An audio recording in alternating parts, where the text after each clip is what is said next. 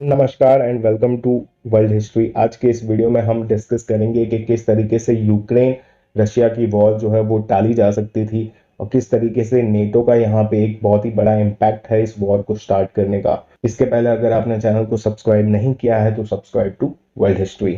देखिए नेटो क्या है, आपको अगर उसकी पूरी जानकारी चाहिए तो आई बटन पर क्लिक करें, उस वीडियो को देख लें। ब्रीफली आप ये समझिए कि नेटो एक अलायंस है 30 कंट्रीज का, जिसमें अगर किसी एक कंट्री के ऊपर अटैक होता है तो वो बाकी सारी कंट्रीज के ऊपर अटैक माना जाएगा और एक्टिवली वो सारी कंट्रीज मिलके जो अग्रेसर कंट्री थी उसके खिलाफ वॉर छेड़ देंगी। ये सिंपल सा फंडा है नेटो का। तो यहाँ पे जब 2008 से यूक्रेन ने मांग रखी नेटो के सामने कि आप हमको अपना मेंबर बनाइए, और यूएसए ने भी एक्टिवली कहा कि हाँ हम यूक्रेन को अपना मेंबर बनाएंगे और उनको रिसेंटली एस्पायर की लिस्ट में डाल दिया। एस्पायर की लिस्ट वो होती है नेटो की कि जिसमें जो कंट्रीज नेटो में ज्वाइन होना चाहती हैं उनको रखा जाता है और इवेंचुअली एक दिन उनको नेटो के अंदर ज्वाइन करा लिया जाता है।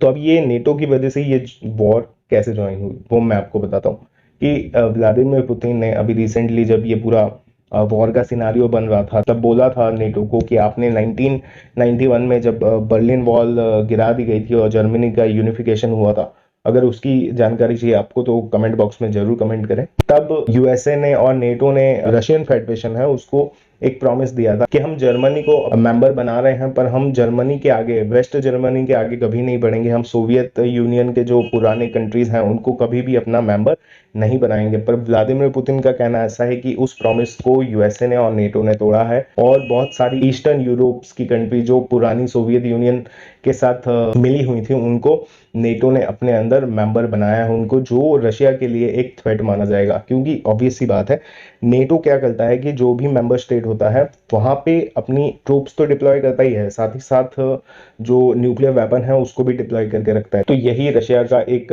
सबसे बड़ा थ्रेट है कि अगर आप हमारी बॉर्डर पे आके बैठ जाएंगे, न्यूक्लियर वेपन रख देंगे तो ये तो हमारे लिए थ्रेट है। रशिया वही चाहता था। इस वॉर के पहले भी उन्होंने नेटो से बोला, यूक्रेन से कहा कि भाई आप नेटो में ज्वाइन मत हो नहीं तो आपका हाल बुरा हो सकता है, जो कि आज हमको दिख रहा है। और इसकी वजह से ही एक ये संकेत भी रशियन फेडरेशन देना चाहता है। जब वॉर शुरू हो ही गई इवेंचुअली, अगर नेटो चाहता तो इसको रोक सकता था, सिंपली मना कर सकता था कि यूक्रेन को हम अपना मेंबर नहीं बनाएंगे, या यूक्रेन खुद मना कर सकता था। इस वॉर से रशियन फेडरेशन एक एग्जांपल भी देना चाहता है कि आप अगर नेटो को ज्वाइन करने की इच्छा रखते हैं तो उसको पूरी खत्म कर दीजिए। ऐसी इच्छा फिनलैंड और स्वीडन की थी जो शायद इस वॉर को देख के खत्म हो चुकी होगी। अब आप बोलेंगे कि ये तो पर्सनल चॉइस है ना किसी कंट्री की कि किसी अलायंस के साथ ज्वाइन होना है या नहीं होना है, किसको मेंबर बनाना है किसको नहीं बनाना है। तो इसमें रशिया को क्या दिक्कत है, या फिर यूक्रेन मेंबर बन भी जाएगा तो कौन सी प्रॉब्लम आ जाएगी। तो देखिए हम इंडिया के एग्जांपल से समझते हैं। देखिए इंडिया का अभी रिसेंट में जो विवाद चल रहा है चाइना के साथ, एलएसी पे बहुत सारी टेंशन चल रही है। उसी बीच क्या है, चाइना बहुत सालों से बीआरआई प्रोजेक्ट्स के थ्रू ये काम करना चाहता है कि इंडिया को बेसिकली पूरी तरफ से घेर लिया जाए। उनका पोर्ट है कराची, पाकिस्तान तो उन्हीं का है तो कराची का क्या लेना देना, पूरा पाकिस्तान उनका है। अब पाकिस्तान उनका हो गया, फिर श्रीलंका में उनके कई पोर्ट्स हैं, मालदीव्स के जो छोटे छोटे आइलैंड्स हैं वो उन्होंने खरीद लिए हैं, वहाँ पे मिलिट्री बेस है चाइना के। फिर जो कोको आइलैंड्स है बे ऑफ बंगाल के थोड़ा सा नीचे म्यांमार का, उसको भी चाइना ने अपने पर्सनल यूज के लिए रखा हुआ है, वहाँ पे भी मिलिट्री बिल्डअप है।